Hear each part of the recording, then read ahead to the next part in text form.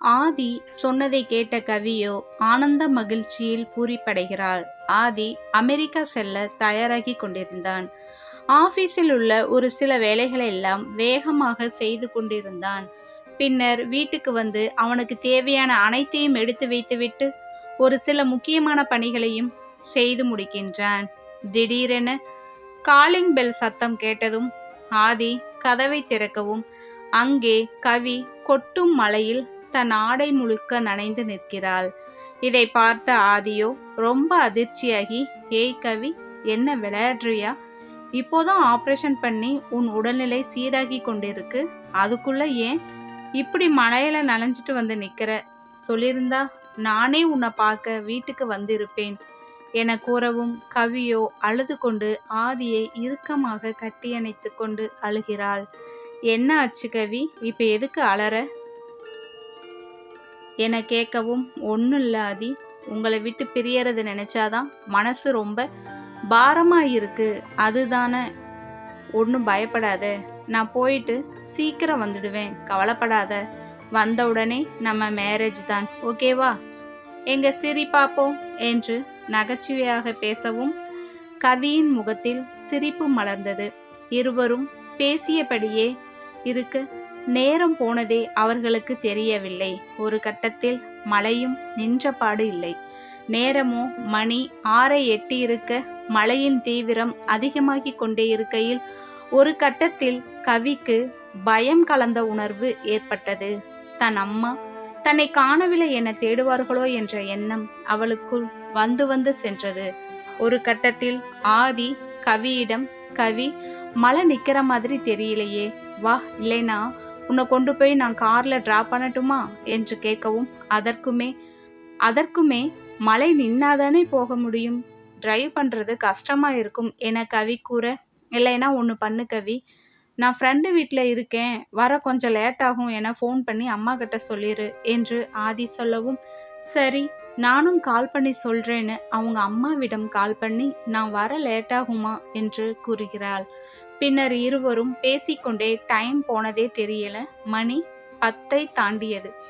இன்னமும் மழை நிற்கவே இல்லை. கவியின் செல்லுக்கு அழைப்பு மணி அடிக்கவும் போனை எடுத்தவுடன் கவி, மழை நிக்கிற மாதிரி தெரியல, நீ வேணா காலையில வா என அம்மா கூறவும், இல்லம்மா, நான் எவ்வளவு நேரம் ஆனாலும் வந்துடுறேன் என்று சொல்லிவிட்டு போனை துண்டிக்கிறாள். தன் அம்மா கூறியதை ஆதியிடம் கூறும்போது, நானும் இதைத்தான் கவி நினைச்சேன், நீ சொன்னா ஏதாச்சும் நினைச்சுக்குவே என்றுதான் நான் சொல்லல, பேசாம நைட் இங்கேயே தங்கிடு, அதான் 2 ரூம் இருக்குல்ல, நீ அங்க படுத்துக்கோ, காலையில நேரமா எந்திரிச்சு போயிரு என்று கூறவும் கவிக்கு பயம் கலந்த ஒரு உணர்வு ஏற்படுகின்றது. ஒன்றும் பயப்படாத, நான் உன்னை ஒன்றும் கடிச்சு தின்ற மாட்டேன் என்று கூறவும் கவிக்கு சிரிப்பு வர, அப்படியெல்லாம் இல்லை, பயமா இருக்கு, அவ்வளோதான், வேற எதுவும் இல்லை என கூறவும், என்ன பயம், அதுவும் என் கூட இருக்கிறப்போ உனக்கு என்று ஆதி கூறுகிறான். கவி ஆதியிடம், எனக்கு தூக்கமே வரலாதி, நாம கொஞ்ச நேரம் பேசிட்டு இருக்கலாமா?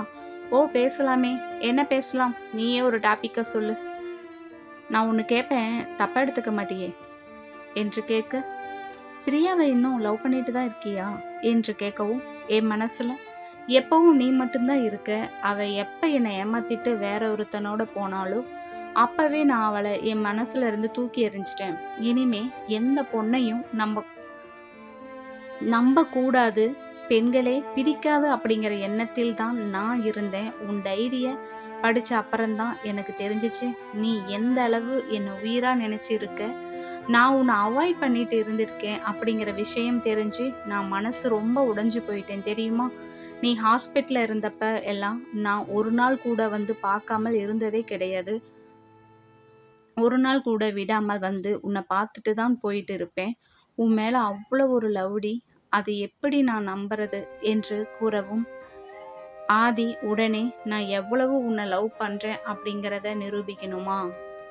ஆமாம் நிரூபி, இப்போவே நிரூபி என்று விளையாட்டாக கவி கேட்கவும், அப்புறம் என் மேலே கோவிச்சிக்க கூடாது என்று ஆதி கேட்க, நான் எதுக்கு கோவிச்சுக்கிறேன், எனக்கு நிரூபிச்சா போதுமே என்று கூற, உடனே ஆதி கவியை அணைத்து இதழோடு இதழ் வைத்து கவ்வி மூச்சு முட்ட முத்த மலையில் நனைய வைத்தான்.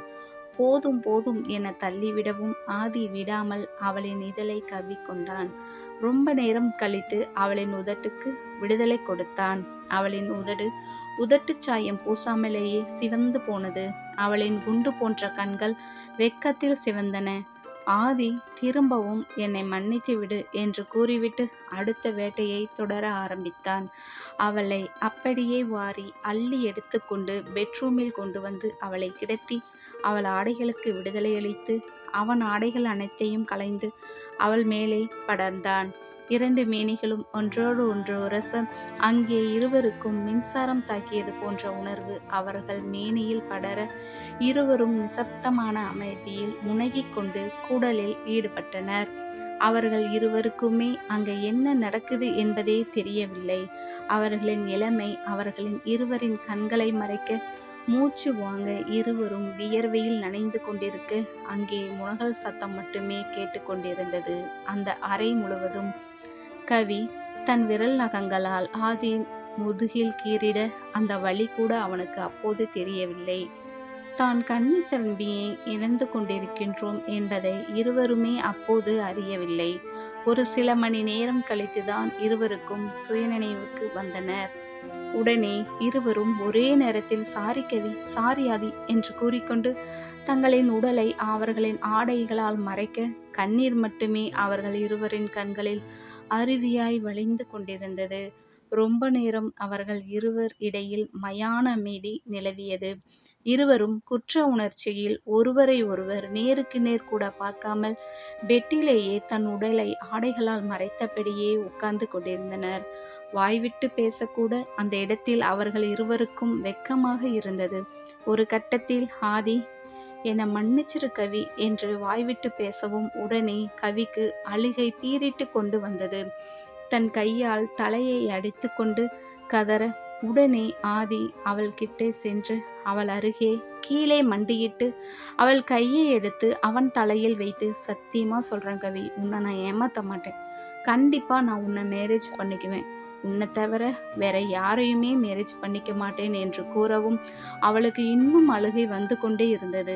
அழாத ப்ளீஸ், என் மேல உனக்கு நம்பிக்கை இல்லையா என்று கேட்க, அதுக்கு தான் அலறையா என்று கேட்கவும், அப்படி இல்லாதி, இப்படி நாம் 2 பேரும் கல்யாணத்துக்கு முன்னாடி தப்பு பண்ணிட்டோமே என்கிற கவலைதான் எனக்கு குற்ற உணர்ச்சியாக கொள்ளுது.